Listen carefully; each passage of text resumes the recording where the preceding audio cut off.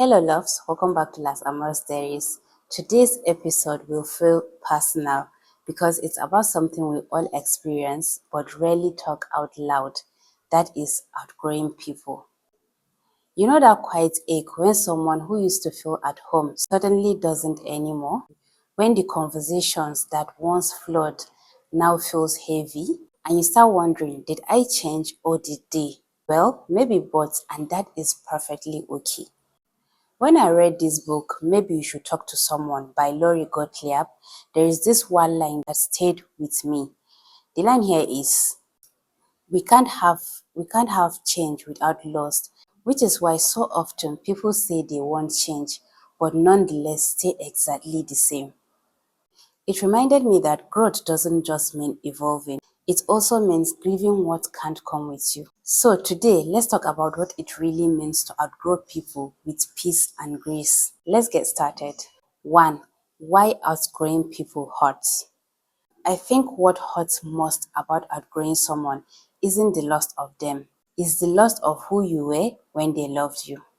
In Lori's story, she sees this through her patience and herself, realizing how we hold on to people because they represent comfort, identity, and memories of simpler times. We replayed old versions of friendships, the laughter, the 2 a.m. talks, the way they used to understand us. But here's the truth, growth changes our frequency.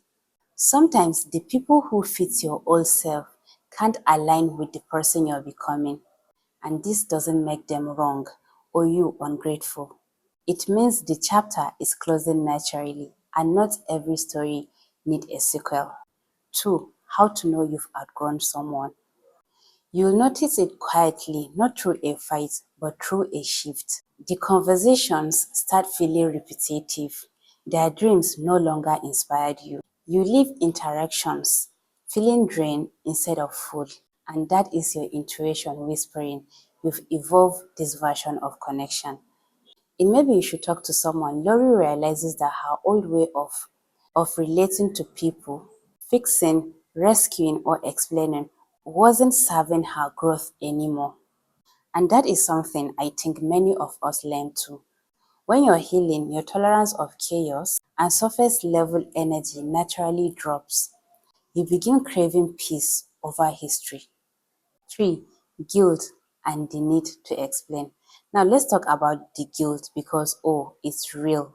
We feel bad for pulling away, for not showing the same, for choosing solitude over constant connection. But baby, listen, you don't need to apologize for growing.